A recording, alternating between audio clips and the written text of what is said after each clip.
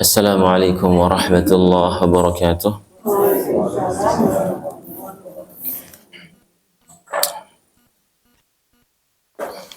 Untuk pertama yang ingin saya katakan sebelum kita mulai majelisnya, di sini qadarullah kemarin Ustadz yang biasa mengisi kajian di sini nelpon ana tiba-tiba, ya. Terus minta beliau digantikan sama ana karena beliau ada uzur dadakan. Dan ternyata beliau juga sama suku sama saya, ya. Dan kitab yang akan dibahas sekarang itu 62 apa? Amalan, ya, yang bisa mengantarkan ke surga.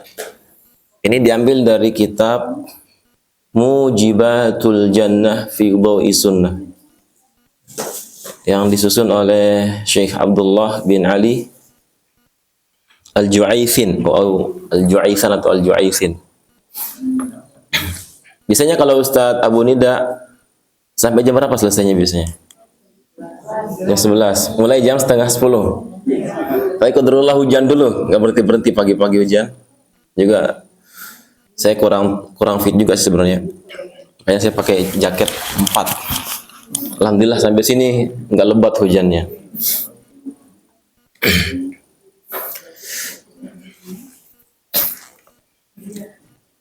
Innal hamdalillah nahmaduhu wa nasta'inuhu wa nastaghfiruh wa na'udzu billahi min shururi anfusina wa min sayyiati a'malina. Man yahdihillahu fala mudilla lahu wa man yudlil fala hadiya lahu. Wa ashhadu an la ilaha illallah wahdahu la syarika lah wa ashhadu anna Muhammadan 'abduhu wa rasuluh. Ya ayyuhalladzina amanu ittaqullaha haqqa tuqatih wa la tamutunna illa wa antum muslimun. Ya ayyuhan nas ittaqu rabbakumul ladzi khalaqakum min nafsin wahidah wa khalaqa minha zawjaha wa batha minhuma rijalan katsiran wa nisaa'a wattaqullaha alladzi tasaaluna bihi wal arham innallaha kana 'alaikum raqiba. Ya ayyuhalladzina amanu ittaqullaha wa qulu qawlan sadida yuslih lakum a'malakum wa yaghfir lakum dhunubakum wa man yuti'illaha wa rasulahu faqad faza fawzan 'azima. Amma ba'du fa inna asdaqal hadits kitabullah kalamullah al-Qur'an wa khairal huda huda nabiyyina wa rasulina khatamil anbiya wal mursalin Muhammad sallallahu alaihi wasallam. Syarrul umuri muhdatsatuha fa inna kulla muhdatsatin bid'ah wa kulla bid'atin dhalalah wa kulla dhalalatin finnar. Jamaah kaum muslimin, kajian pagi Bapak-bapak dan ibu-ibu yang dirahmati oleh Allah Subhanahu wa taala. Pertama kali saya kesini, ya. Kita memuji Allah Subhanahu wa taala sebagai hamba Allah kaum muslimin, sadar ataupun tidak sadar, di siang dan di malam harinya kaum muslimin memuji Allah Subhanahu wa taala.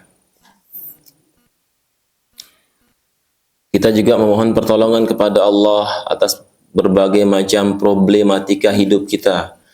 Tidak ada hidup yang tidak ada masalah. Makanya menyelesaikan masalah tanpa masalah itu, ya, masalah terus hadir. Sampai di alam kubur pun ada masalah.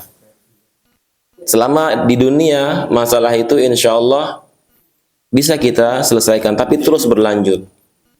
Makanya kita nggak akan bisa menyelesaikan masalah itu dengan kemampuan diri kita.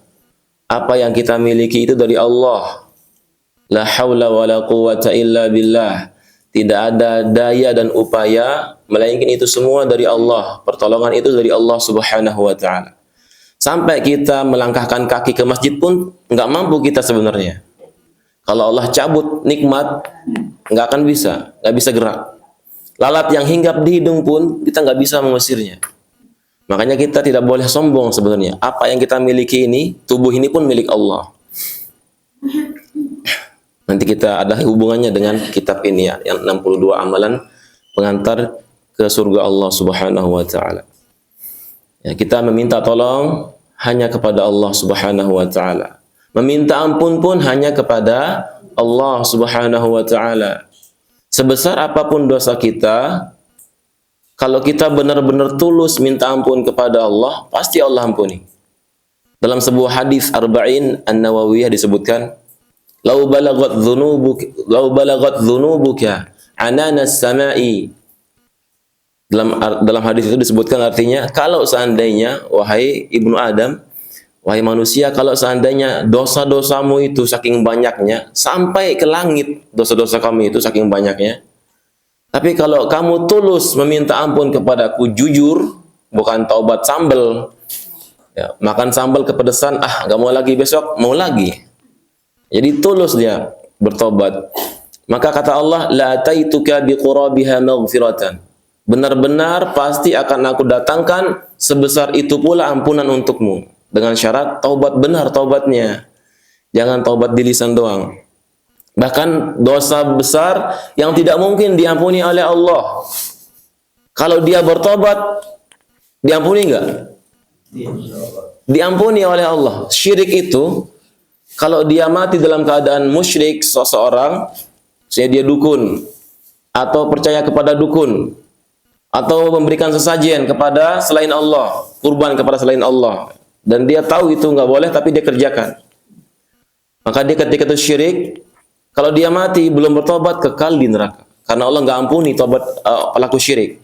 Tapi kalau dia bertobat sebelum dia mati, sebelum waktu tobat tertutup, entah sebelum matahari terbit dari barat atau sebelum nyawa sampai ke kerongkongan, sebelum itu dia bertobat, maka Allah pasti akan mengampuni dosanya dengan syarat jangan tobat palsu, tapi tobat yang benar tobatnya.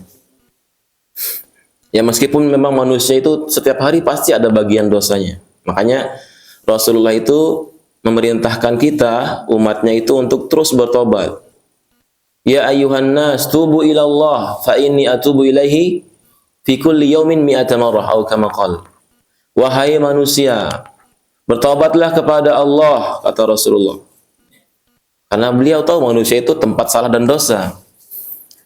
Fa inni atubu ilallah mi'ata marrah fi kulli yaum. Kata Rasulullah, sesungguhnya aku ini bertaubat kepada Allah itu 100 kali di setiap hari. Padahal Nabi orang yang paling bertakwa, orang yang paling berakhlak mulia. Bahkan Allah puji di surah Al-Qalam, wa innaka la'ala khuluqin azim. Sesungguhnya engkau benar-benar wahai Muhammad berada di atas akhlak yang mulia. Manusia paling berakhlak mulia Rasulullah. Bahkan malaikat pun malu ketika membangkitkan Rasulullah. Diutuslah malaikat untuk membangkitkan Rasulullah ketika ditiup trompet sangkakala yang pertama untuk menghancurkan semua makhluk. Ketika akan dibangkitkan, seorang malaikat diutus oleh Allah, disuruh untuk membangunkan Rasul. Tapi beliau malu, akhirnya ditemani oleh malaikat yang lain. Beliau pun segitu bertakwanya, orang yang paling bertakwa beliau Rasulullah. Orang yang paling berakhlak mulia, tetapi amalannya juga yang paling banyak amalnya beliau, dan yang tidak hanya paling banyak, paling berkualitas, paling banyak, paling berkualitas. Terkadang ada di antara kita banyak amal tapi nggak ada kualitasnya. Makanya kata Rasulullah, ada yang sholat 60 tahun, nggak ada yang diterima sholatnya 60 tahun itu, karena banyaknya doang. Dia nggak ikhlas, atau mungkin dia tidak mengikuti. Bagaimana contoh Rasulullah? Salat subuhnya misalnya 3 rakaat, ya, atau mungkin 4 rakaat. Nah, beliau yang diampuni dosa-dosanya yang telah lalu dan dosa-dosa yang akan datang, itu bertobat kepada Allah 100 kali. Bahkan riwayat yang lain di pagi hari 100 kali, di sore hari 100 kali. Itu Rasulullah. Beliau itu kalau salat malam, kakinya bagaimana? Pecah-pecah, terbengkak. Sampai istri beliau itu kasihan sama Rasulullah. Karena bagi beliau salat malam itu wajib. Setiap malam beliau salat. Kalau bagi beliau, kalau kita susah, kita berat. Ya, kalau diwajibkan berat. Makanya Rasulullah ketika awal Ramadan itu, awal diperintahkannya tarawih itu beliau nggak keluar. Kenapa? Khawatir diwajibkan atas umatnya, karena dia tahu kemampuan umatnya. Itu aja beliau saking banyaknya ibadahnya, saking bertakwanya, sampai fisik beliau berbekas ya, bekas berdirinya bengkak-bengkak kakinya. Itu tetap beliau meminta ampun kepada Allah, bertobat 100 kali. Padahal beliau tahu dosa-dosanya diampuni yang lalu semuanya dan yang akan datang. Bagaimana dengan kita? Kita lebih butuh lagi. Meskipun kita lebih butuh lagi dalam beragama ini, jangan kita gunakan akal kita. Mentang-mentang kita belum diampuni dosa yang lalu dan yang akan datang, akhirnya sholat subuhnya 4 rakaat. Qobliyahnya juga 4 rakaat. Nabi kan diampuni dosa-dosanya. Kita kan belum dijamin juga. Ya udah berlebihan beribadahnya. Ini terjadi di zaman Nabi. Ada yang sampai gak nikah-nikah, fokus ibadah 3 orang. Ada yang puasa nggak berbuka. Terus apalagi? Ada yang sholat malam, ya nggak berhenti. Tapi Rasulullah membantah itu semua. Ujung-ujungnya Nabi bersabda, "Man raghiba an sunnati falaysa minni." Barang siapa yang membenci sunnahku, maka dia bukan umatku, bukan golonganku. Meskipun niatnya baik, ingin banyak ibadahnya karena dia mengakui tidak ada apa-apanya dibandingkan Rasulullah. Makanya dia ingin lebih banyak ibadahnya. Tapi itu nggak menjamin ibadah itu baik. Makanya jalan yang paling baik itu mengikuti Rasulullah, mengikuti arahan sallallahu alaihi wasallam.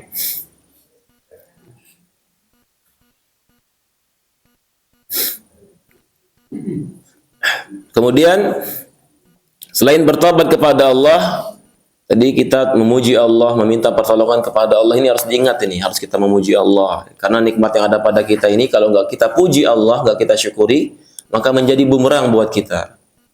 Dan bersyukur juga ibadah. Ibadah itu kan banyak macamnya. Ibadah hati, ibadah lisan, ibadah anggota badan. Bahkan kata Ibnu Qayyim, ibadah hati itu bisa membuat amal remeh menjadi besar. Amal besar menjadi tidak ada harganya dengan niatnya, ibadah hatinya. Dan kita juga berlindung kepada Allah dari jeleknya jiwa-jiwa kita. Perangai kita jelek, banyak. Perangai kita ini kebanyakan di antara kaum muslimin itu sedikit yang baik akhlaknya. Karena memang setan itu di tubuh kita mengalir seperti aliran darah. Setiap detiknya menggoda kita. Inna syaitana yajri fi ibni adam kama jarad dam atau kama qala.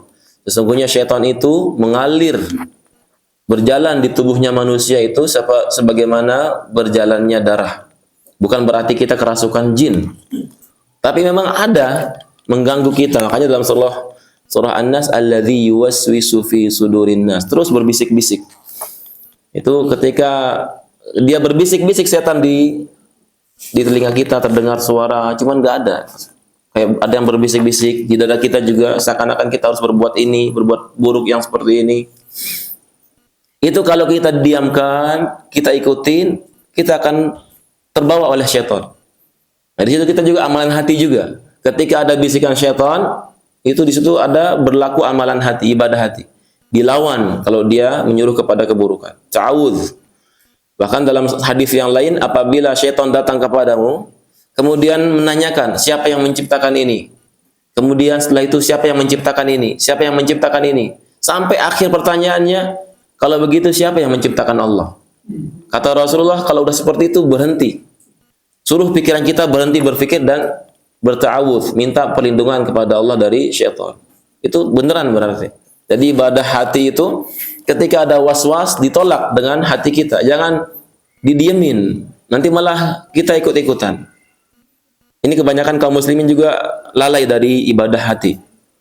Ada di pikirannya misalnya untuk berbuat dosa, nggak ada yang ngelihat, didiemin, nggak dilawan. Akhirnya terpengaruh juga oleh syaitan, terjerumus ke dalam dosa. Nah, ini kita juga minta tolong kepada Allah agar bisa melawan nafsu dan syaitan yang mengganggu kita. Jamaah kaum muslimin yang dirahmati oleh Allah, Masya Allah, ibu-ibu dan bapak-bapak hadir di sini meskipun cuaca kurang mendukung. Ada hadis Nabi yang memberikan kabar gembira buat kaum muslimin yang berada di rumah Allah ini. Man salaka tariqan yaltamisu fihi ilman sahhalallahu lahu bihi tariqan ilal jannah. Barang siapa yang menempuh suatu jalan untuk kajian, talabul ilmi, mencari ilmu syar'i, ilmu agama agar memperbaiki dirinya, memperbaiki ibadahnya. Kata Allah dalam melalui lisan nabinya yang mulia, Allah mudahkan bagi hamba itu jalan menuju surga. Allah berikan jalan pintas menuju surga. Jangankan kita yang bisa mendengarkan kajian. Ada seorang hamba yang telah membunuh 99 orang. Ketika Allah ilhamkan dalam hatinya untuk bertobat, Allah yakinkan dalam hatinya Allah penerima taubat, dan dia mengakui itu dan berusaha membenarkan itu. Akhirnya dia mendatangi seorang ahli ibadah. Kemudian dia bertanya, sesungguhnya aku telah berbuat banyak dosa, aku ingin bertaubat. Aku telah membunuh 99 orang. Dosaku sangat besar, sangat banyak. Apakah mungkin Allah mengampuniku? Kata ahli ibadah itu, tidak mungkin Allah mengampunimu. Kamu telah membunuh 99 orang. Itu pun bisa jadi di antara 99 orang itu ada seorang muslim atau beberapa orang muslim yang kamu bunuh.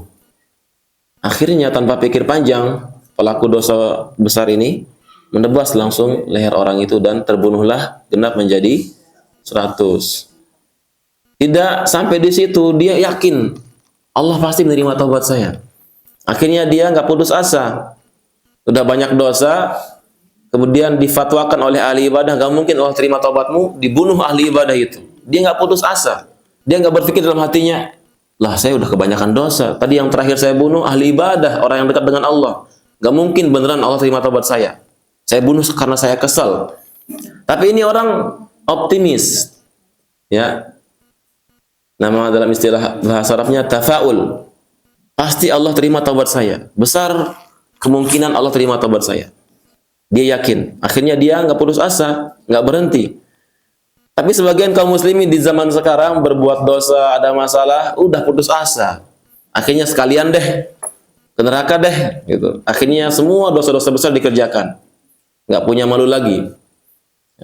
Jadi harus kita ketahui Allah itu Maha Penerima taubat. Yang penting taubatnya benar-benar tulus, nggak peduli kata orang apa, nggak peduli pujian orang, cacian maki orang. Yang penting dia benar-benar mau bertobat, mau dipuji, mau dicela. Yang penting jalannya benar. Ini orang ketika udah genap 100 orang yang dibunuh, nggak putus asa, jalan terus mencari orang yang alim. Dan ternyata orang yang terakhir dia bunuh itu, ahli ibadah itu, orang yang saleh tapi dia bukan orang yang alim. Paham di sini? Dia orang yang saleh tapi dia bukan orang yang alim, bukan termasuk ulama. Mungkin dia mengerjakan ibadah-ibadah yang Allah perintahkan, tapi dia jarang kajian. Makanya dia mengatakan fatwa, nggak mungkin Allah terima taubatmu. Padahal Allah Ghafurun, Maha Penerima taubat, Rahimun, Maha Penyayang. Orang kafir saja yang memusuhi Allah, mencaci maki Allah, terus dikasih nikmat, oksigen untuk bernafas. Bahkan mereka kaya-kaya. Karena memang Allah berikan kenikmatan hidup di dunia ini sementara doang. Setelah itu nanti di neraka kekal orang kafir. Orang kafir saja diberikan nikmat oleh Allah. Apalagi kita yang ruku sujud kepada Allah, taat kepada Allah, berserah diri kepada Allah. Jangan sampai kita putus asa. Makanya Nabi Ibrahim di dalam Al-Quran, Allah mengabadikan perkataan beliau, wala yaqnatu min rahmati rabbih illa dhalun. Dalam ayat yang lain, illal kafirun. Tidak ada yang putus asa dari rahmat Allah kecuali orang yang sesat. Dalam ayat yang lain, kecuali orang yang kafir. Jadi orang beriman itu terus optimis. Bahkan dalam hadis yang lain disebutkan, at-taibu minadz-dzanbi kaman la dzanba lahu. Orang yang bertobat dari dosa-dosanya seperti tidak ada dosa-dosa lagi baginya, seakan-akan tidak pernah berdosa. Senada atau selaras sesuai dengan ayat Al-Quran yang artinya orang yang bertobat maka Allah ganti perbuatan buruknya yang dulu dengan kebaikan. Allah rubah. Faulaika alladzina yubadilullahu sayyi'atihim hasanat.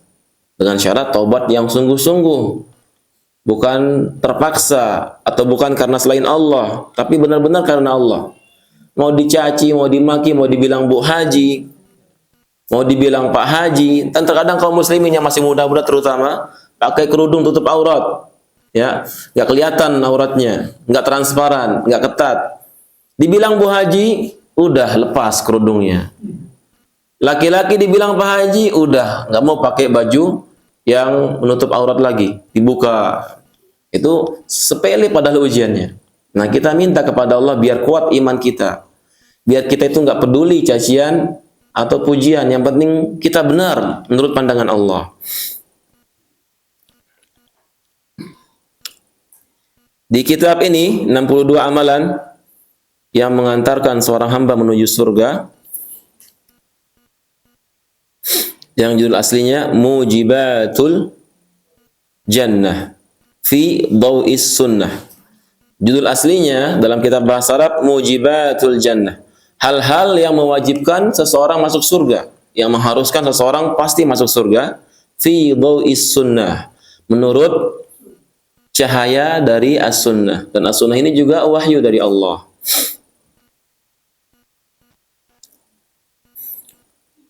Di sini ada yang punya bukunya? Terjemahnya 62 amalan pengantar ke surga. Atau PDF, ada PDF-nya. Silahkan yang ada PDF-nya dibuka. Di sini Allah mudahkan ya. 62 amalan pembuka pintu surga. Cetakan Imam Syafi'i ada. Yang pertama,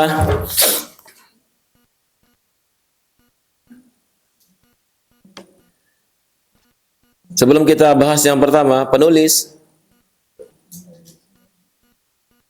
Syekh Dr. Abdullah bin Ali Al-Ju'aifin, beliau mengatakan ketika menulis kitab ini, dalam kitab ini saya memperingatkan,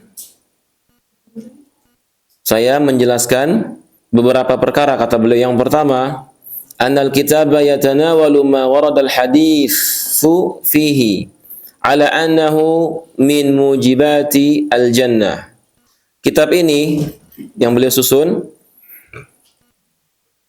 berisikan hadis-hadis yang menjelaskan amalan-amalan yang mengharuskan seorang hamba masuk ke dalam surga Allah. Wa ma warada bi anna man fa'alahu dakhala al-jannah. Dan hadis-hadis yang disebutkan dalam hadis itu bahwasanya orang yang berbuat suatu amalan dakhala al-jannah, menggunakan fi'il madhi, artinya pasti masuk surga. Karena fi'il madhi itu kata kerja yang digunakan untuk kejadian yang telah lalu. Dia beramal sekarang tapi menggunakan fi'il madhi, telah masuk surga. Berarti dijamin masuk surga.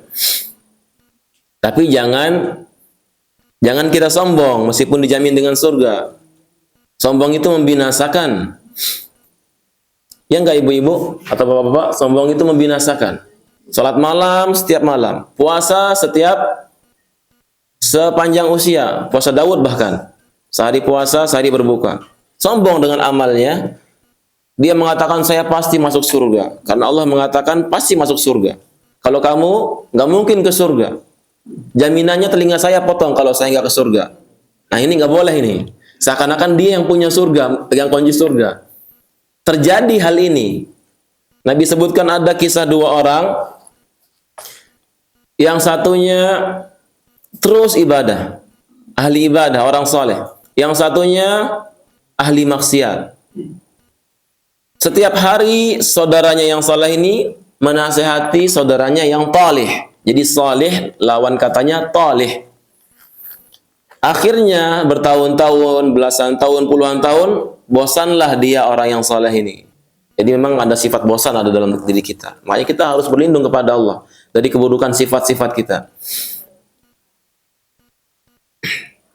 Akhirnya keluarlah dari lisannya itu orang yang saleh ini, demi Allah kamu nggak mungkin ke surga. Seumur hidupmu hanya berbuat dosa. Tidak cuma dosa kecil, tapi juga dosa besar. Nggak mungkin kamu ke surga. Divonis saudaranya. Seperti yang tadi saya katakan, kalau kamu nggak masuk neraka, telinga saya potong atau leher saya bahas. Seakan-akan dia yang memiliki kunci surga orang yang saleh ini. Artinya dia mendahului siapa? Mendahului Allah. Itu haknya Allah. Coba kita pakai logika kita. Ada orang yang mengatakan kalau kamu mengikuti perintah saya, pasti saya kasih kamu rumah yang itu. Padahal bukan punya rumah dia. Bagaimana sifat atau sikap pemilik rumah? Pasti marah kan? Ini juga kalau kita pakai logika seperti itu. Ini Allah. Di mana surga itu sangat mahal harganya. Makanya sangat mahal harga surga. Di sini tadi dijelaskan. Kata penulis, kita itu sebenarnya nggak mungkin masuk surga dengan amal ibadah kita. Padahal di sini disebutkan 62 amalan pembuka pintu surga. Tapi kata Rasulullah, la yadkhulul jannata ahadukum bi'amalihi. Atau dalam hadis yang lain, riwayat yang lain, la yudkhilul jannata ahadakum amaluhu. Tidak mungkin, tidak akan pernah bisa masuk surga salah seorang di antara kalian dengan amalnya. Atau dalam riwayat yang lain artinya, tidak mungkin amal seorang itu memasukkan seseorang ke surga. Maksudnya di sini bahwasanya amal kita itu bukan satu-satunya sebab kita masuk surga. Tujuan ini hadis agar kita tidak sombong. Jadi sebab utamanya kita masuk surga itu, kata Rasulullah, para sahabat bertanya, "Wala anta ya Rasulullah?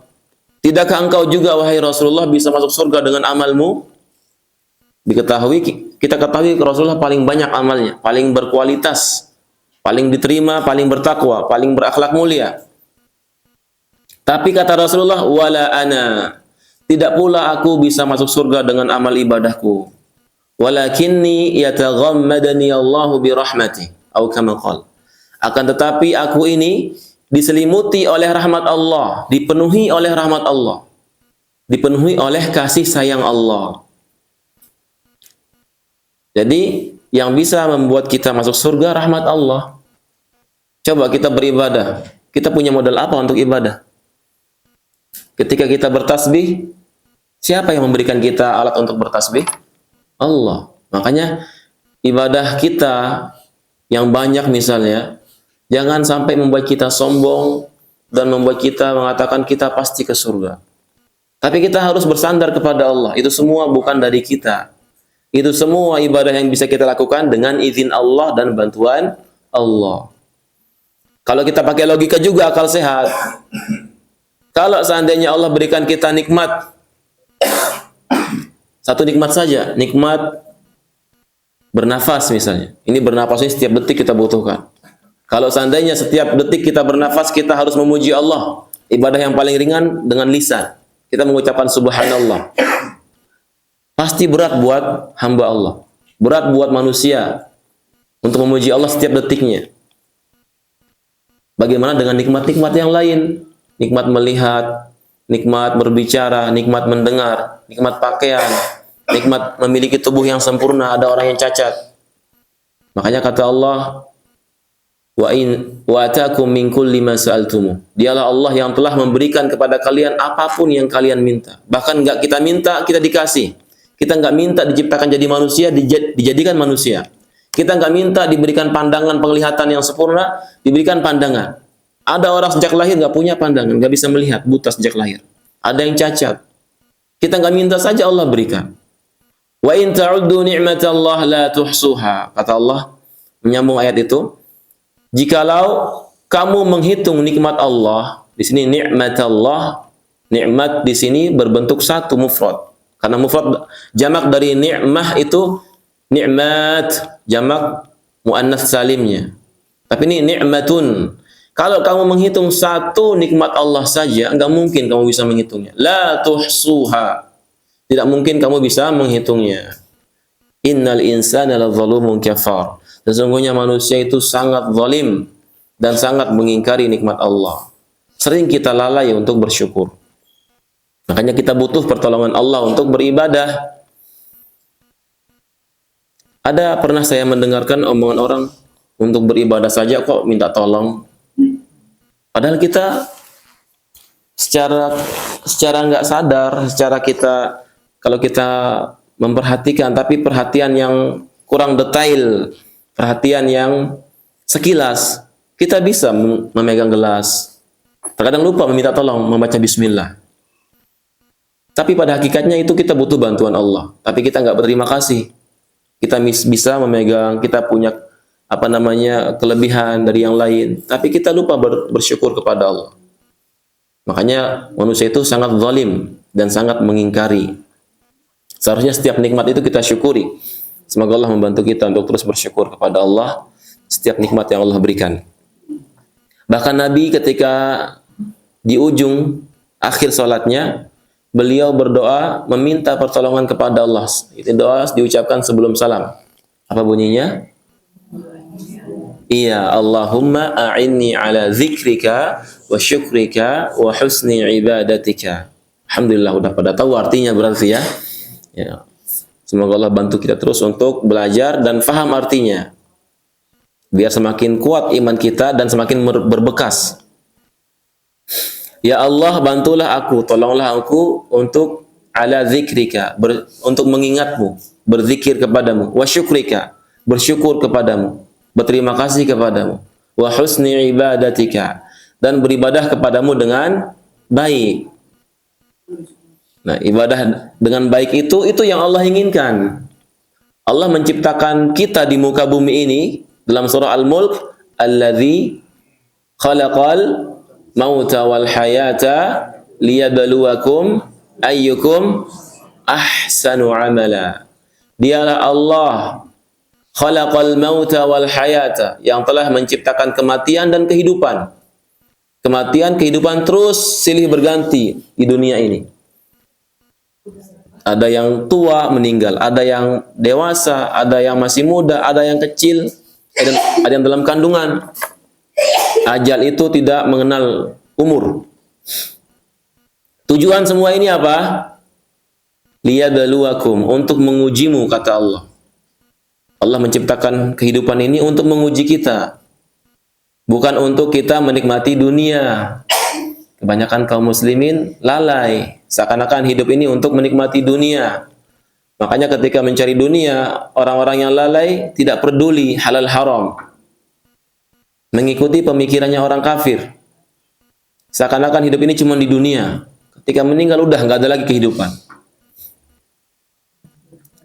Tujuannya Allah menciptakan kehidupan dan kematian agar Allah menguji kita siapa yang paling baik amalnya. Siapa yang paling baik amalnya, bukan siapa yang paling banyak. Salat tarawih 23 rakaat di bulan Ramadan. Ada yang 11 rakaat, ada yang lebih. Salat tarawih bagus atau enggak bagus? Bagus. Bahkan termasuk ciri-ciri orang yang mulia itu salat malam. Di bulan Ramadan salat tarawih namanya. Di luar bulan Ramadan salat malam. Jangan dibedakan. Kalau di bulan Ramadan nanti salat tarawih beda, salat malam beda. Sebenarnya sama. Nabi itu salat tarawih itu 11 rakaat, di luar Ramadan juga 11 rakaat. Terus setiap malam beliau salat. Jangan dibeda-bedakan. Akhirnya tarawihnya 11 rakaat, bagi yang 11 ada yang lebih 23. Ada setelah itu nambah lagi di sepertiga malam. Karena ada dalilnya juga sebagian ya. Salatul lail masna masna. Akhirnya setelah bulan Ramadan karena banyak ibadahnya lemes lagi. Ninggalinlah. Setiap malamnya enggak salat lagi kecuali di bulan Ramadan. Padahal Nabi bersabda, "Ahabbul a'mali adwamuha wa in qalla." Amalan ibadah yang paling Allah cintai itu yang terus menerus, meskipun sedikit. Lihat, Nabi mencontohkan kita 11 rakaat. Yang penting terus menerus, meskipun 11 rakaat. Bahkan wasiat Nabi kepada Abu Hurairah, janganlah engkau tinggalkan 3 hal. Di antara 3 hal itu, witir sebelum tidur. Cuman 1 rakaat atau 3 rakaat. Nabi menginginkan istimrar ibadah. Menginginkan ibadah yang terus menerus. Dan Nabi contohkan. Kita berusaha, meskipun cuma 11 rakaat, tapi setelah Ramadan berlalu, tetap dikerjakan 11 rakaat. Atau minimal seperti yang Nabi wasiatkan kepada Abu Hurairah, witir sebelum tidur. Jadi yang paling baik amalnya, bukan paling banyak. 7 menit selesai 23 rakaat. Khusyuk enggak itu? Enggak mungkin khusyuk. Yang ada, bagaimana cara saya mendahului imam? Saya mau balap imamnya gitu. Karena pusing. Bismillahirrahmanirrahim. Amin. Enggak paham, enggak mungkin. Jangankan paham artinya, mentadaburi. Jelas pun enggak jelas bacaannya. Enggak, bagaimana bisa khusyuk? Bagaimana salat itu bisa? Kata Allah, innas salata tanha 'anil fahsya'i wal munkar. Sesungguhnya salat itu mencegah dari perbuatan keji dan mungkar. Orang yang salatnya enggak benar, enggak mungkin mencegah pelakunya dari perbuatan keji dan mungkar. Makanya banyak kaum muslimin mengerjakan perbuatan keji. Para ulama menjelaskan perbuatan keji itu tafsir yang paling pertama apa? Zina. Wal munkar, segala bentuk perbuatan buruk. Sebagian kaum muslimin menganggap jadi muqaddimah zina, pacaran itu enggak apa-apa. Padahal itu enggak boleh. La taqrabu zina. Wa la taqrabu zina innahu kana fahishata wa maqta wa sa'a sabila. Janganlah kalian mendekati zina. Jangan kalian berbuat muqaddimah zina. Berdua-duaan itu berkhalwat enggak boleh. Karena apa? Innahu kana fahisyah. Perbuatan itu adalah fahisyah. Keji. Keji itu para ulama mentafsirkan yang pertama zina. Wa sa'a sabila wa maqtan, sangat dibenci oleh Allah. Wa sa'a sabila, dan jalan yang sangat buruk. Akibatnya pun buruk. Akibatnya pun buruk. Kita berdoa kepada Allah agar Allah selamatkan kita dan keluarga kita, keturunan kita dari hal seperti itu. Dan kita harus tanam dalam pikiran kita, hidup ini sebentar. Karena hidup di akhirat itu jika dibandingkan dengan dunia, dunia tidak ada apa-apanya. Dalam Al-Quran disebutkan, ka'annahum yawma yarawnaha lam yalbathu illa ashiyatan aw duhaha. Seakan-akan mereka ketika mereka melihat datangnya hari kiamat itu, mereka sadar, lah seakan-akan kemarin saya hidup cuma sebentar doang. Di waktu duha, sedikit di waktu duha dan sedikit di waktu habis asar. Cuma sejam setengah. Itu Allah kabarkan, bukan ketika Allah berfirman seperti itu, bukannya Allah cuma basa-basi. Tidak, itu nyata. Buktinya apa? Sabda Rasulullah, firman Allah Subhanahu wa taala, wa inna yawman 'inda rabbika. Siapa yang hafal? Nah, ini pentingnya kita tilawah Al-Quran. Setiap hari, 1 halaman, tilawah terus. Jangan cuma 1 surat yang dibaca setiap Jumat. Masih mending Al-Kahfi. Ya. Hadisnya sahih. Ada yang baca suatu surat sampai yang lain gak hafal. Cuma Al-Fatihah sama surat itu sama surat pendek. Seumur hidup itu terus dibaca. Padahal disuruh tilawah Al-Quran. 1 huruf dalam Al-Quran itu 10 kebaikan. Wa inna yawman 'inda rabbika ka'alfi sanatin mimma ta'uddun. Sesungguhnya sehari di sisi Rabbmu, sehari di akhirat itu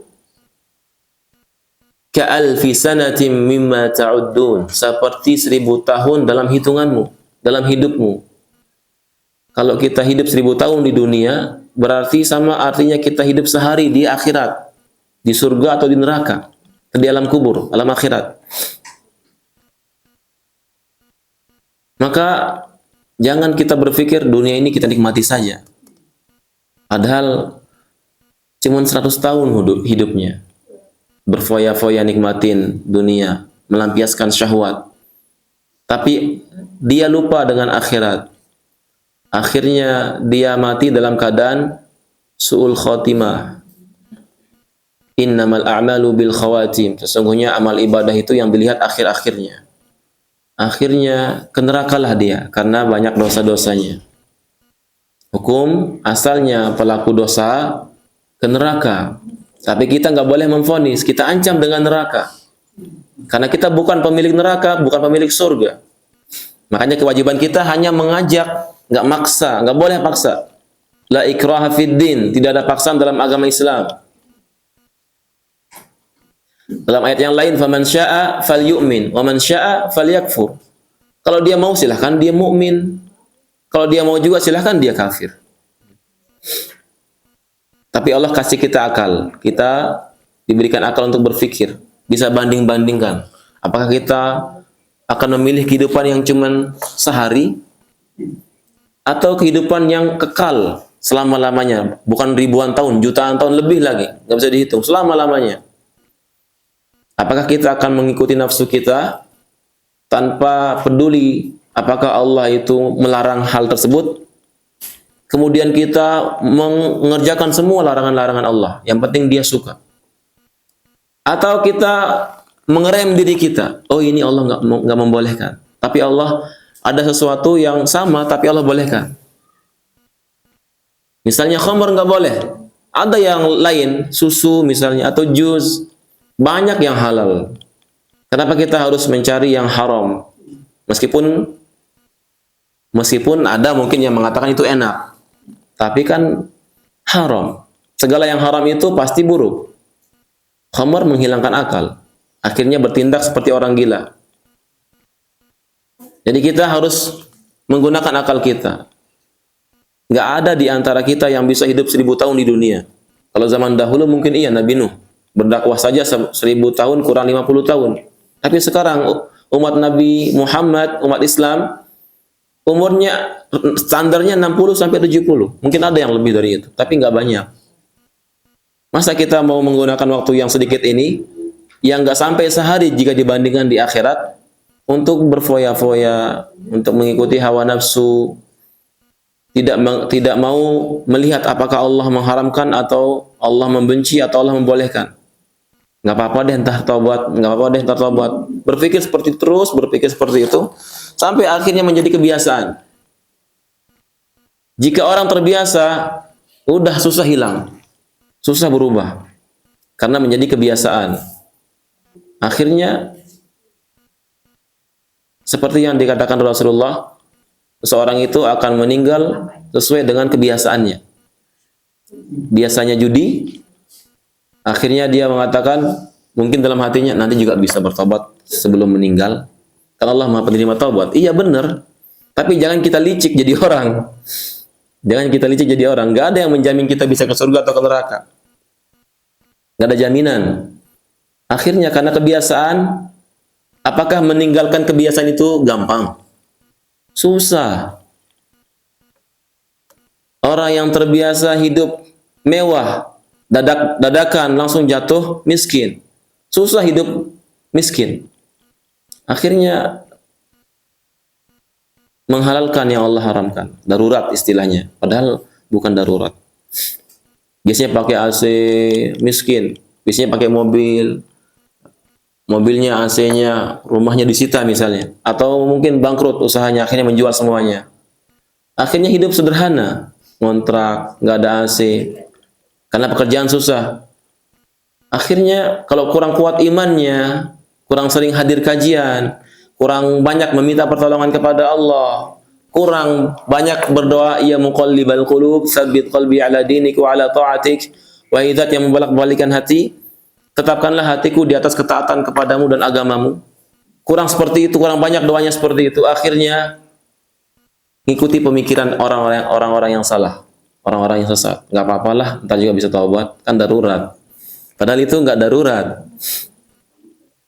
Padahal masih bisa. Bisa nggak orang hidup tanpa AC? Bisa nggak orang hidup di kontrakan? Bisa. Akhirnya karena dia nggak berpikir ke situ, udah mentok. Dan memang karena kurang kuatnya dia bersandar kepada Allah, kurang berzikir, akhirnya ada yang jual dirinya, ada yang begal juga, begal. Ada juga yang merampok dan korupsi dan lain sebagainya. Begitu. Ya, kita lanjutkan ke kitab ini. Jadi ada hadis-hadis yang menerangkan jika seseorang berbuat amal itu maka dia pasti masuk surga. Dakhalal jannah. Au buniya lahu baitan, atau buniya lahu baitun, dibangunkan. Ada hadis-hadis yang memberikan keutamaan, menjelaskan orang yang berbuat suatu perbuatan maka akan dibangunkan baginya sebuah rumah di surga. Atau qasrun, istana di surga. Luar biasa, enggak cuma rumah tapi istana. Dan itu gampang sebenarnya. Seperti mengucapkan subhanallah bihamdi atau la haula wala quwata illa billah, itu harta karun di surga. Membaca ayat Al-Ikhlas 10 kali dibangunkan baginya rumah di surga. Mengerjakan salat tatawwu 12 rakaat yang mengiringi salat wajib dibangunkan baginya rumah di surga. Berakhlak mulia dalam hadis yang lain, dibangunkan di tengah surga sebuah rumah. Jadi gampang ibadah itu. Cuman berat karena belum terbiasa dan kurang dekatnya kita kepada Allah. Semoga Allah membantu kita untuk terus dekat kepadanya. Atau dibukakan baginya semua pintu-pintu surga ketika dia berbuat amal itu. Atau diangkat derajatnya di surga. Atau ditanamkan baginya sebuah rumah, atau ditanamkan baginya sebuah tanaman di surga, dan lain sebagainya.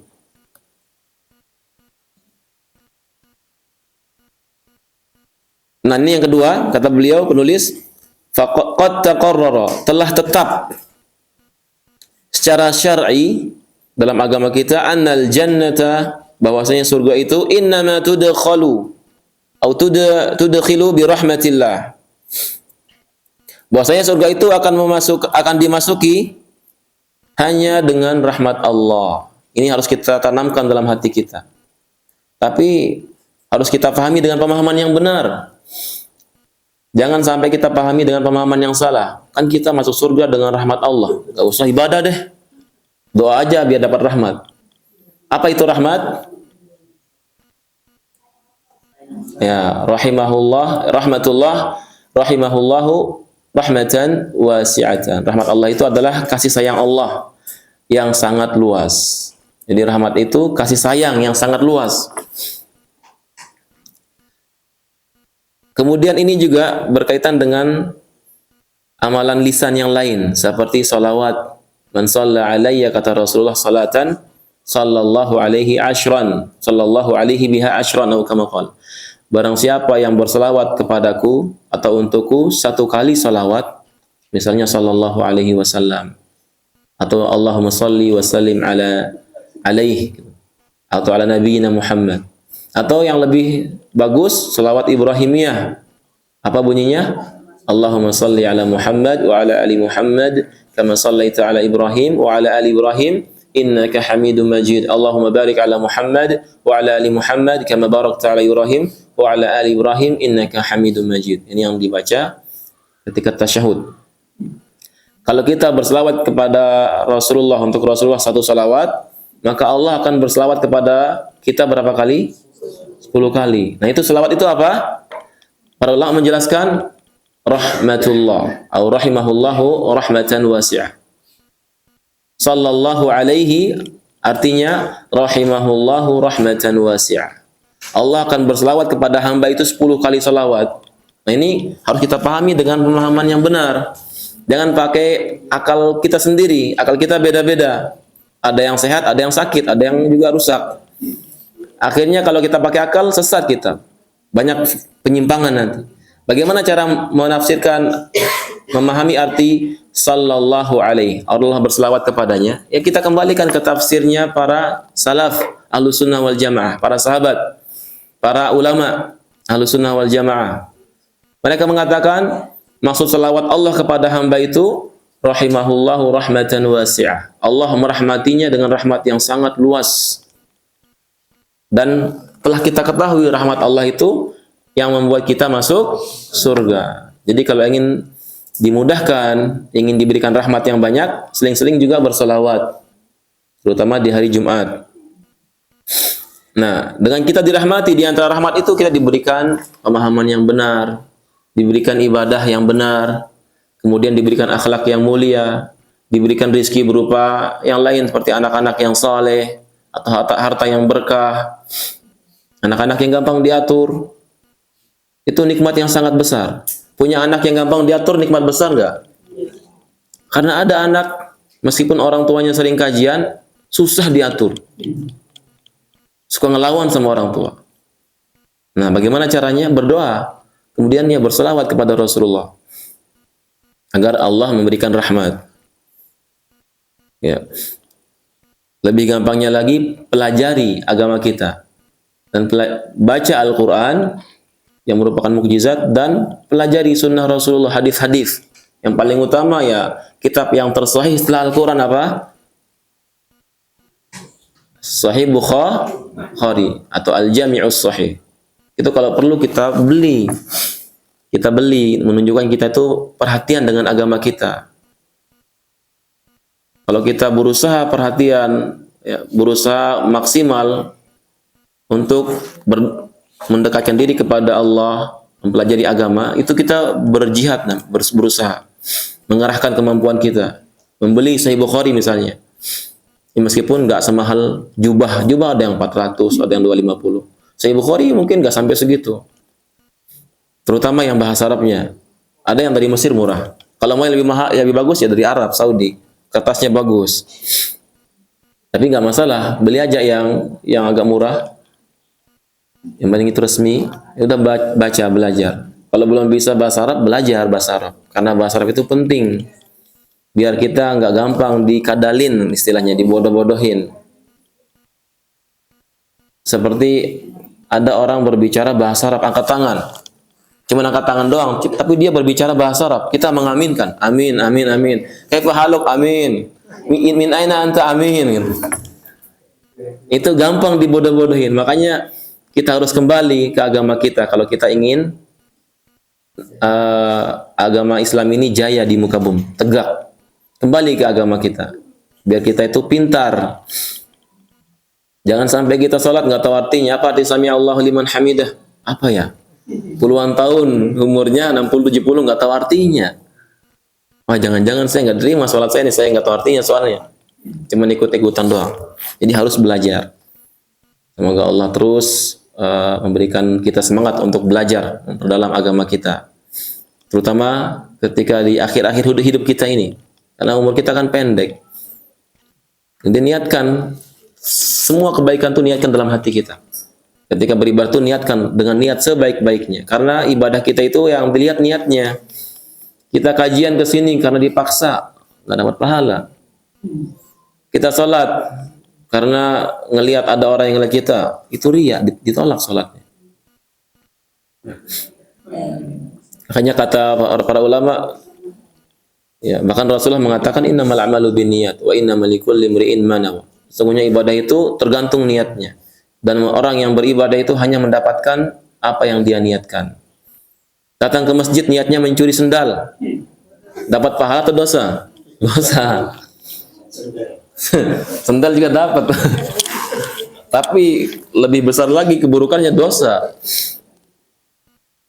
Umroh, haji, niatnya selfie-selfian, pamer, biar banyak konten.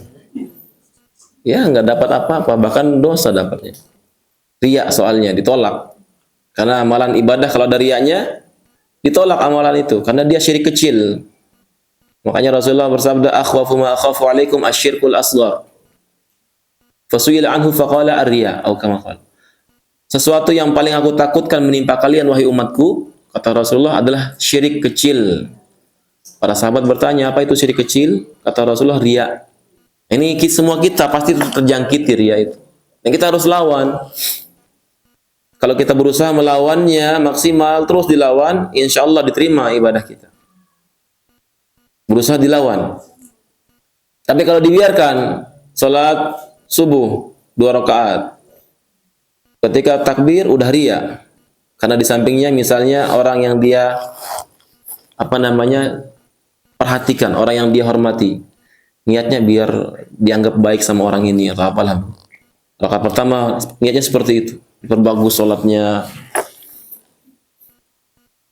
Kemudian rakaat keduanya teringat kembali, dilawan terus, maka insya Allah diterima. Tapi kalau sampai akhir dibiarkan, lalai, udah percuma sholat. Dari awal sampai akhir ria, meskipun gak batal, tapi secara terlihat secara langsung, secara zahirnya penampilannya diterima, seakan-akan diterima, wudunya benar. Kemudian sesuai sunnah terlihat, tapi keikhlasan dalam hati itu nggak ada yang tahu. Yang tahu cuma kita dengan Allah. Terkadang kita lalai, Allah yang tahu. Lalai kita. Nah, kita makanya berlindung kepada Allah dari ibadah yang buruk dan sikap yang buruk. Jadi kita masuk surga dengan rahmat Allah. Bagaimana dengan amal ibadah kita? Tadi dijelaskan di sini. Di antaranya juga sebelum kita lihat di sini ada ibadah itu sebagaimana sabda Rasulullah yang lain, fa inna manzilataka fi akhiril ayati allati kunta taqra atau kama qala. Sesungguhnya kedudukanmu di surga berdasarkan akhir ayat yang kamu baca. Tingkat level orang di surga itu, kata Rasulullah, berdasarkan hafalannya, berdasarkan bacaan Al-Qur'annya. Atau bisa dimaknai lain dengan makna yang lain, berdasarkan amalannya. Dalam hadis yang lain, ala ma kana minal amal. Adkhalahu Allahu al-jannata ala ma kana minal amal. Allah masukkan dia ke surga berdasarkan amalnya. Kalau amalnya sedikit, ya derajatnya sedikit. Kalau amalnya banyak, berkualitas, derajatnya tinggi. Makanya makhluk manusia yang paling tinggi surganya, yang paling baik amalnya, yang paling baik siapa? Rasulullah. Sebagaimana yang kita ucapkan dalam doa setelah azan, ati Muhammadanil wasilata wal fadilah wa ba'athu maqaman mahmudanil ladzi wa'adta. Dalam hadis yang lain ketika Nabi di akhir hidup beliau bersabda ma'ar rafiqil a'la. Jadi ketika itu Allah berikan pilihan, mau dikasih umur panjang lagi atau dikasih surga yang tinggi.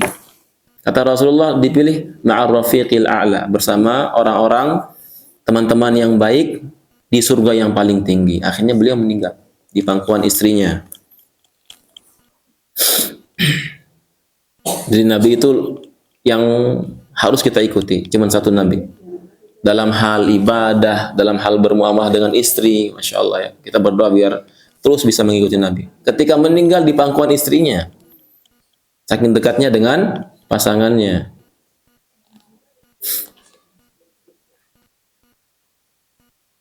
Ini walaisa amalul abdi mustaqillan bidukhuliha. Jadi seseorang hamba itu tidak mungkin masuk surga hanya dengan amal saja. Wa in kana sababan, meskipun amal itu sebab seseorang masuk surga. Karena amal itu sebab masuk surga, Allah tetapkan dalam Al-Qur'an, udkhulul jannata bima kuntum ta'malun. Masuklah ke dalam surga itu wahai hamba-hambaku, bima kuntum ta'malun. Karena amal-amal yang telah kalian kerjakan. Tapi harus kita pahami dengan pemahaman yang benar. Jangan kita sombong dengan amal ibadah kita.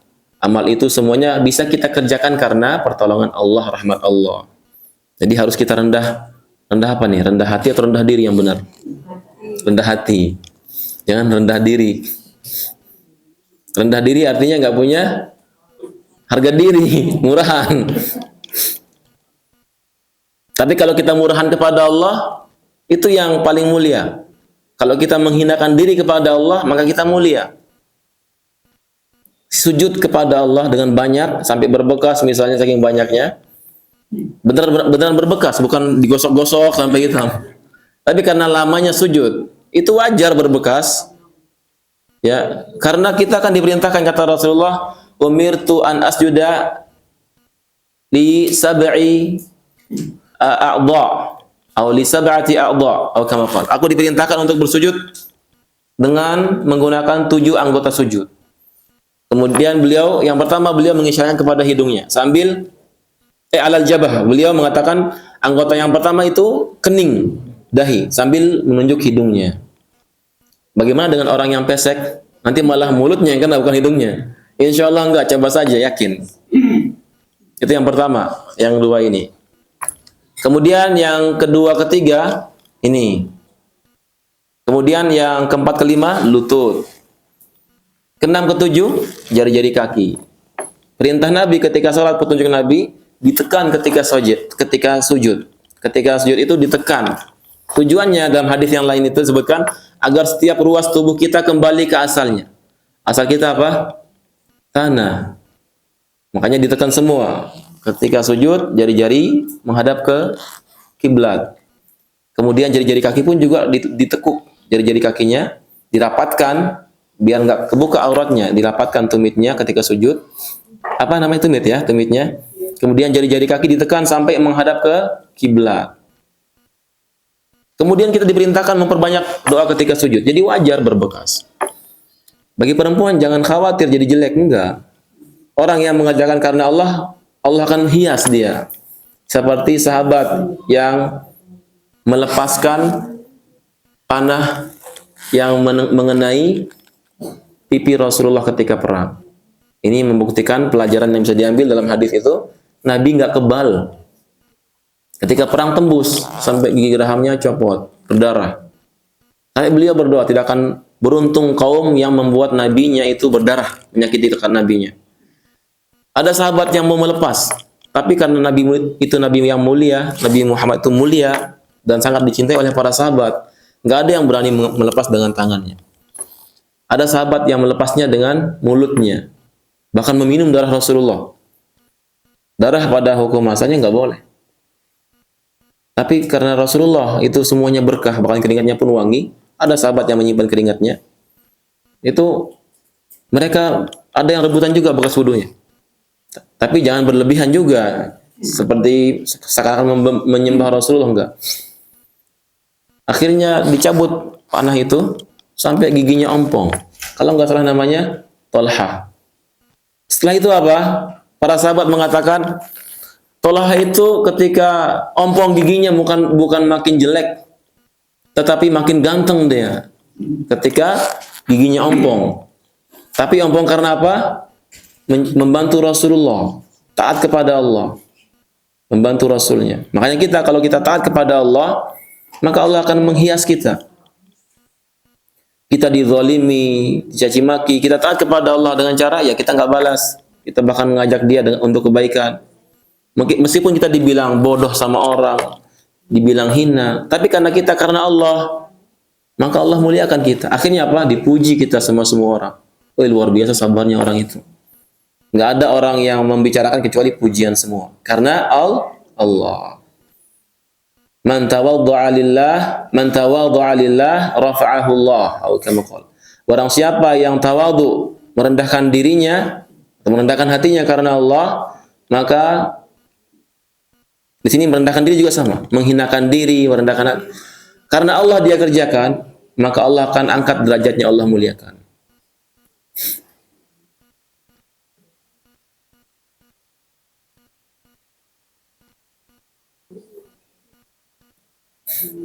Yang berikutnya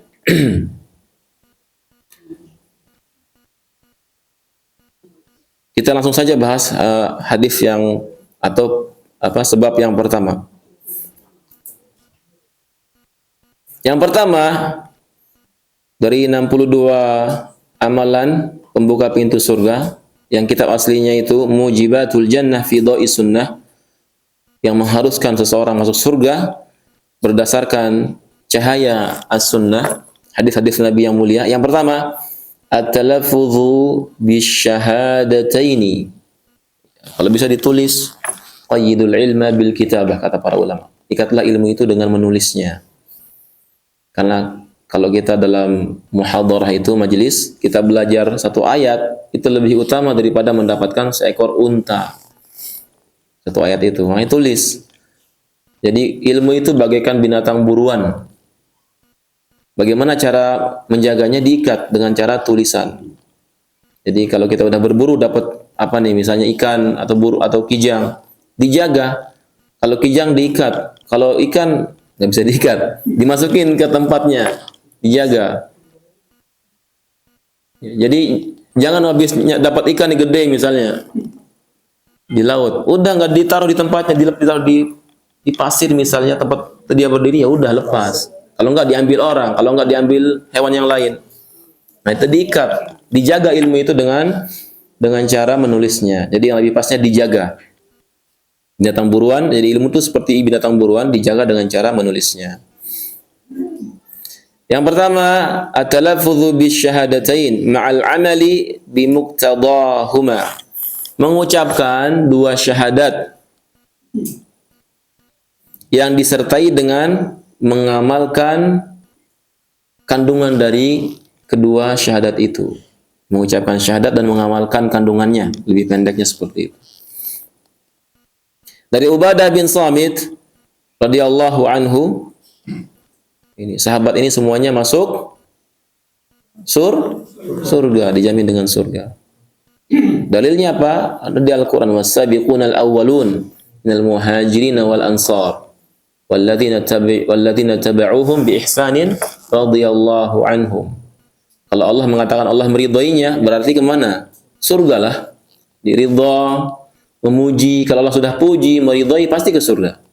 Tapi kalau mencela, pasti ke neraka. Seperti Abu Lahab, tabbat yada abi lahabi wa tab. Celakalah kedua tangan Abu Lahab.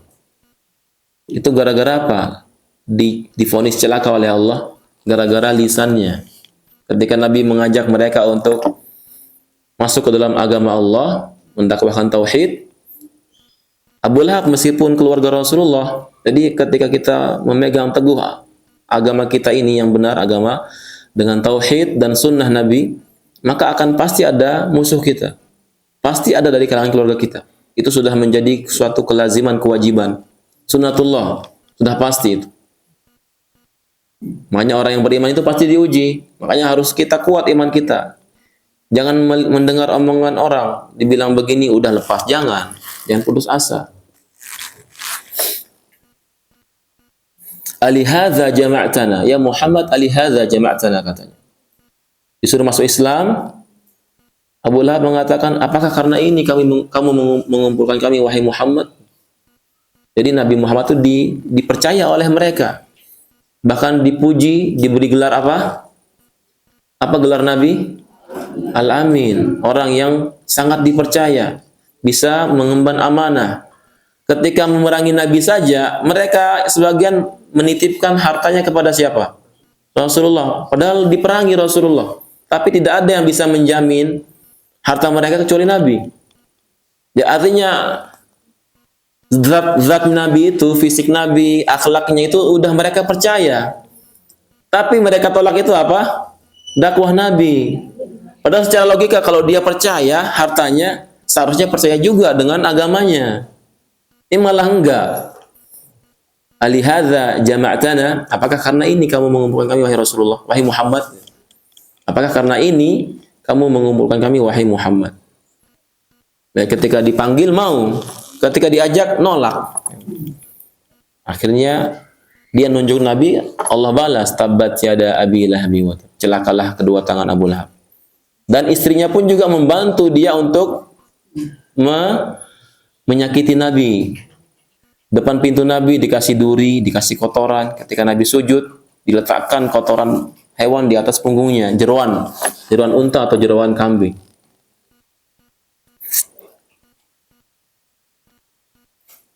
Jadi ketika kita beriman, memegang agama kita dengan kuat, mengikuti sunnah Nabi, menghidupkan sunnah Nabi, besar ujiannya. Tapi itu besar juga pahalanya. Karena Nabi bersabda, inna 'idzamal bala ma'a 'idzamil jaza. Besarnya ujian musibah itu sesuai dengan besarnya pahala. Semakin besar ujiannya, semakin sakit dia itu di jalan Allah, maka semakin besar pahalanya. Semakin tersakiti di jalan Allah, semakin besar dan semakin mulia dirinya. Siapa yang paling sakit dan paling besar ujiannya? Ya, para nabi dan para rasul. Di antara mereka itu Nabi Muhammad. Asyadul bala'i al-anbiya, kata Rasulullah. Orang yang paling keras sakit ujiannya para nabi. Tsummal ladzina yalunahum, kemudian setelahnya dan setelahnya. Ada hadis Nabi yang lain, innallaha idza ahabba qauman ibtalahum. Ini harus kita ketahui, ini harus kita ingat-ingat. Sesungguhnya Allah itu kalau mencintai suatu kaum, apa yang Allah lakukan? Ibtalahum. Allah uji kaum itu. Faman radiya falahu ridha. Barang siapa yang ridha, sabar dengan ujian itu, memuji Allah, bersabar, maka baginya ridha.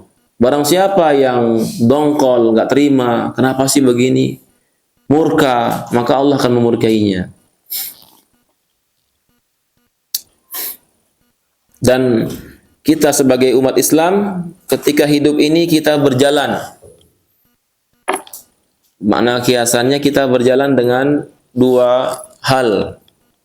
Bukan dengan kedua kaki. Iya, memang kita tahu dengan kedua kaki jalannya. Tapi sikap kita itu maksudnya dengan dua hal, dua sikap. Dan para ulama mengatakan iman itu secara keseluruhan terbagi menjadi dua.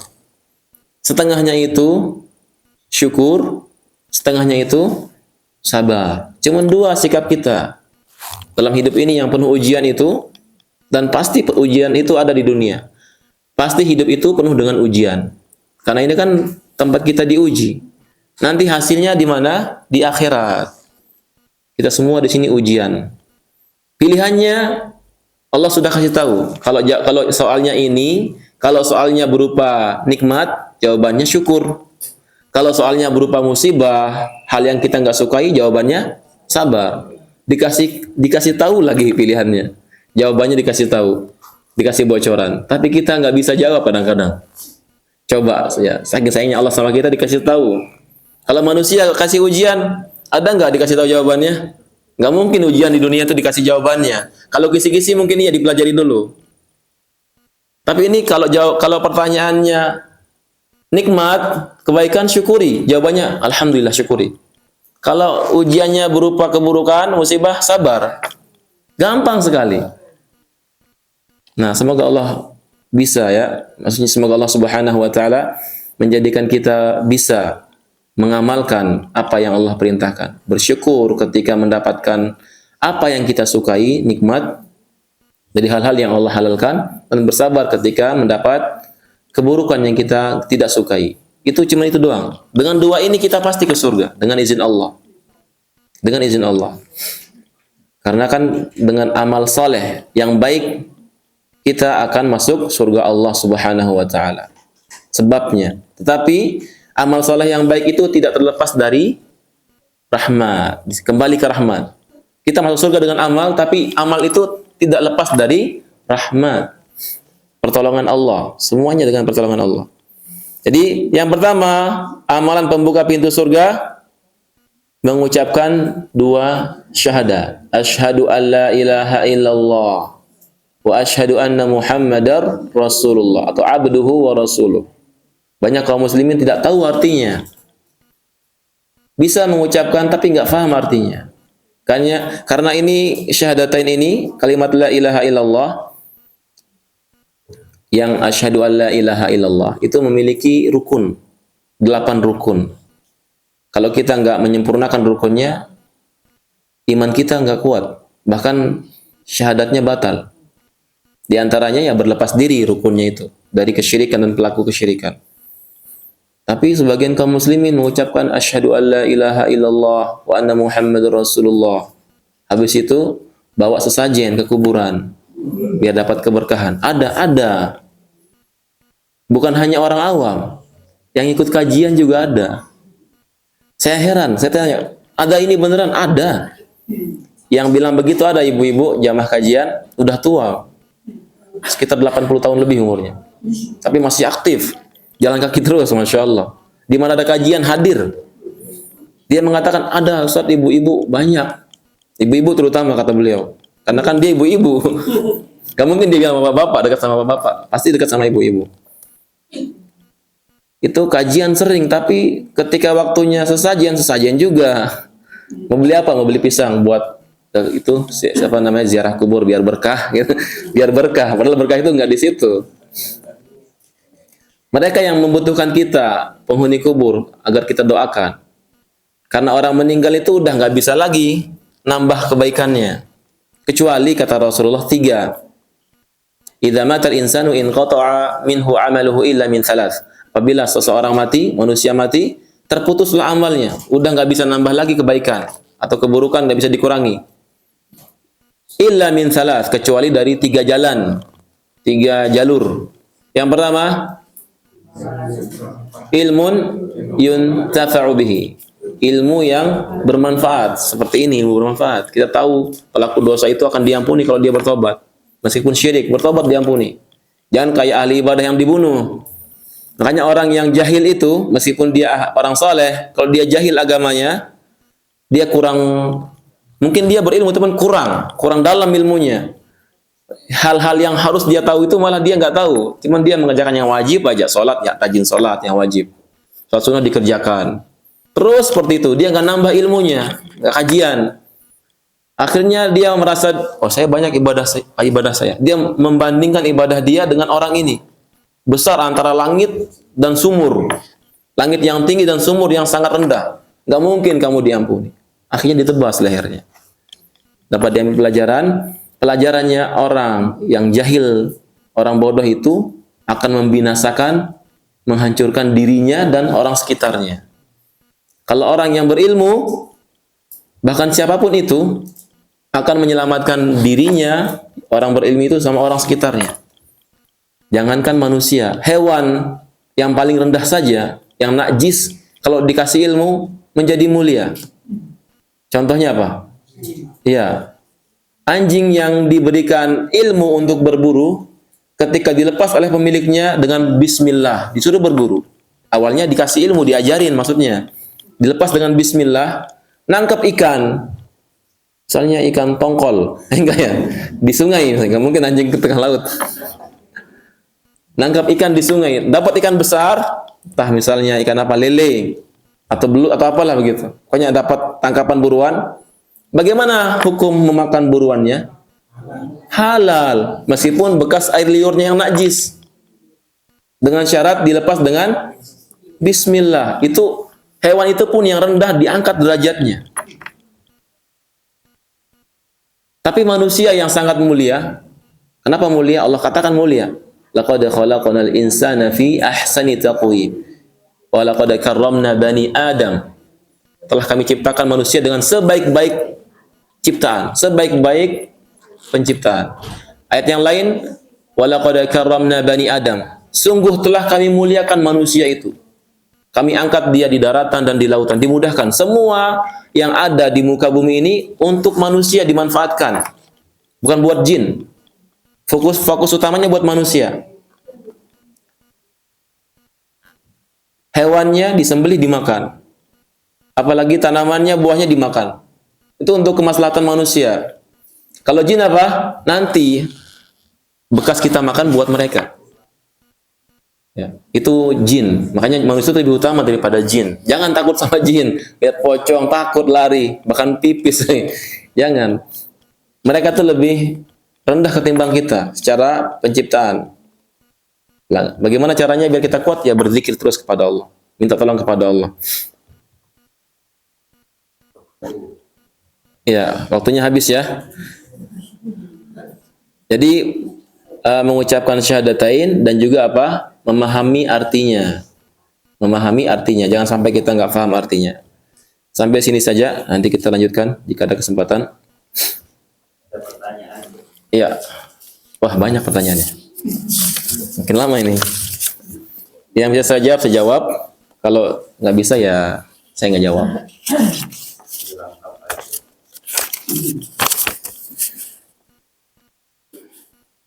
Assalamualaikum Ustaz, apakah orang yang selalu mendapatkan ujian dalam hidup ini pasti diuji juga? Ya iyalah, yang ngomong juga diuji. Terus menerus, mungkinkah dikarenakan masih dinilai oleh Allah belum baik? Apa yang harus dilakukan? Iya, sesuai dengan hadis dibilang belum baik. Bukan begitu caranya ya. Ketika diuji, seharusnya sebagaimana sabda Rasulullah, berarti dia dicintai oleh Allah. Semakin terus-menerus ujiannya semakin besar, maka itu menunjukkan dia sangat dicintai oleh Allah. Dengan syarat apa? Sikapnya benar, bersabar. Jangan malah menghalalkan yang haram. Pusing kepalanya, akhirnya biar kepalanya nggak pusing, minum khamr, biar hilang akalnya sekalian. Jangan. Terus berdoa kepada Allah. Itu berarti Allah sangat cinta kepada kita. Salat malam, berdoa di salat malamnya itu ketika sujud perbanyak. Yang berat saja ketika kita khusyuk dekat kepada Allah ringan jadinya. Salat itu berat hukum asalnya. Nabi Musa mengatakan itu berat.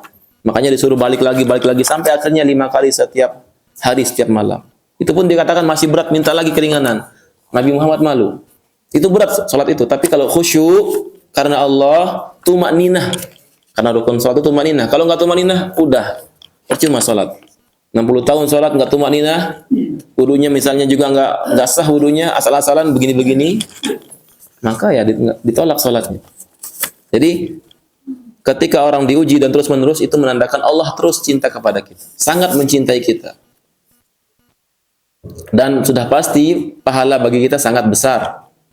Karena besar ujiannya terus-menerus. Apa yang harus dilakukan? Berdoa kepada Allah. Kemudian diskusi sama orang yang alim, orang yang adil dan alim. Jangan alim doang tapi nggak adil.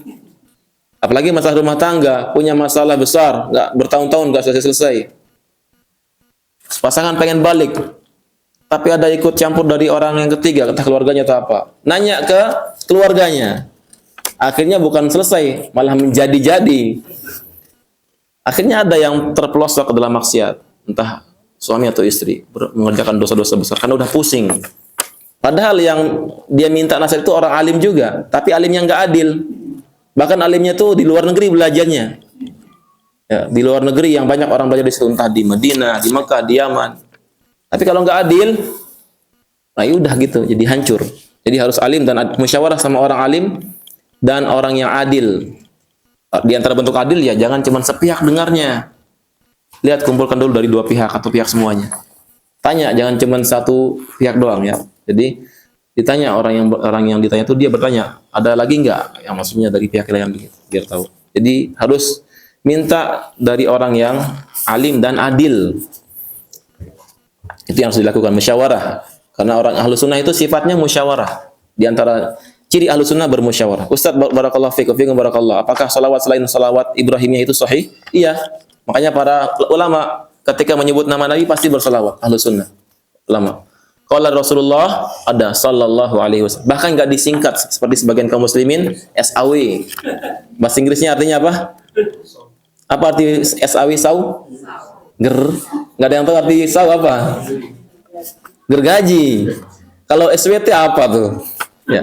Jadi jangan bakhil, tulis saja sallallahu alaihi wasallam. Niatkan karena Allah, biar Allah berselawat. Itu yang paling utama Ibrahimiyah karena lengkap. Kalau kita mengatakan sallallahu ala Muhammad, enggak apa-apa, itu salawat juga. Sallallahu ala nabiyina Muhammad, enggak apa-apa, atau sallallahu alaihi wasallam, enggak apa-apa. Dan mendapatkan kebaikan pahala. Jadi yang paling utama itu salawat Ibrahimiyah, lebih utama, berarti lebih mulia karena lebih banyak. Berarti ketika Allah berselawat juga Allah kasih selawat yang lebih lagi. Intinya setiap selawat 10 selawat untuk orang yang berselawat. Apakah boleh sesudah salat tarawih malamnya salat tahajud? Boleh, tapi lebih utama yang penting istiqomah dulu. 11 rakaat dipelihara dulu di Ramadan sama di luar Ramadan, dipelihara terus. Bisa enggak? Karena yang dikhawatirkan di Ramadan 11 rakaat nambah lagi 23. Wah, berat sekali. Di luar Ramadan selesai yang itu, yang tahajud sama yang 23 rakaat. Ramadan selesai ya udah berat, ditinggalin. Itu yang dikhawatirkan. Itu sudah menjadi kebiasaan seperti itu. Sudah menjadi hukum. Ketika kita baca Al-Qur'an, sekali baca misalnya 30 juz, besoknya baca enggak? Pasti enggak. Karena yakin, udah saya baca kemarin 30 juz sudah khot. Yang Allah inginkan itu setiap hari. Nanti kan kita enggak tahu ajal kita kapan. Sekarang 30 juz, besoknya karena bosan pindah ke tempat yang lain, ya udah sul khatimah jadinya misalnya.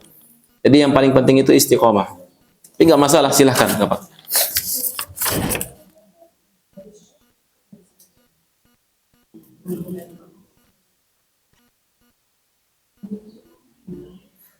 Ustaz, Anda mau tanya, jika ada kegiatan rutinitas yang dilakukan di bulan Ramadan, contoh acara ruahan. Apa ruahan? Orang Jawa ya, ruahan ya. Apa tuh ruahan? Saya kan bukan orang Jawa.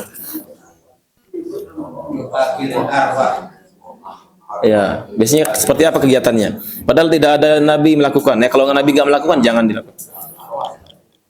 Anda diharuskan datang, di dalamnya ada rapat karena ada guru TPA. Apakah Anda boleh tahu? Apakah Anda boleh atau tidak datang di acara itu? Sedangkan tujuan Anda karena rapat bukan acara ruhan. Innamal a'malu binniyat. Niatnya ya untuk rapat, ya nggak apa-apa, datang saja. Kalau seandainya diundang, karena kita meyakini itu nggak boleh, ya izin. Katakan saya punya kepentingan mendadak atau hal yang sangat penting yang bisa ditinggalkan.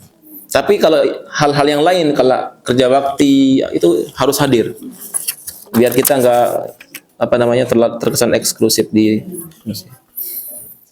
Jadi ketika kita nggak hadir di acara yang kita anggap itu nggak boleh, karena nggak ada contohnya, di acara yang kerja bakti itu harus hadir untuk menangkal itu.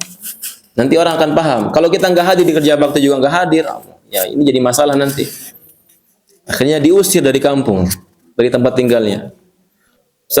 Untuk yang berdoa di dalam sujud, apakah harus rata di setiap sujud atau boleh hanya di sujud terakhirnya? Jangan dikhususkan.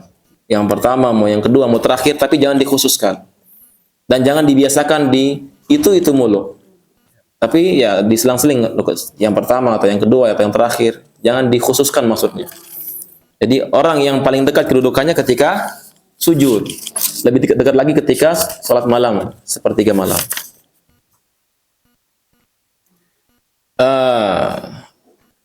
Bismillah Ustaz, izin bertanya. Tolong doakan Anda agar segera menikah Ustaz. Jazakallah khairan. Semoga Allah segerakan pernikahan. Semoga Allah berikan bagi yang bertanya jodoh yang saleh. Ya. Kalau dia nanya perempuan, jodoh yang saleh. Kalau yang laki-laki ya jodoh yang saleh. Dan ketika menikah itu jangan lihat tampilan. Jangan lihat yang lain. Karena ada yang karena tampilannya, cantik gantengnya, ada nasabnya, keturunannya, ada lagi hartanya, ada yang terakhir ini agamanya. Pilih karena agamanya. Selain ini binasa udah orang. Yang menikah karena kecantikan, karena kegantengan, karena harta, karena keturunan, nanti nggak akan berkah hidupnya. Nggak akan tahan lama juga. Tapi kalau karena agama, yang laki-laki karena agama, yang perempuan karena agama, insya Allah apapun masalahnya akan kembali ke agamanya. Terakhir, Assalamualaikum warahmatullahi wabarakatuh. Ustaz, mana yang lebih afdol, tarawih sepertiga malam apa setelah sholat isya? Yang lebih afdol ya sepertiga malam. Tapi kalau kebiasaannya setelah isya nggak ada yang lainnya, udah sholat isya. Setelah isya tarawihnya.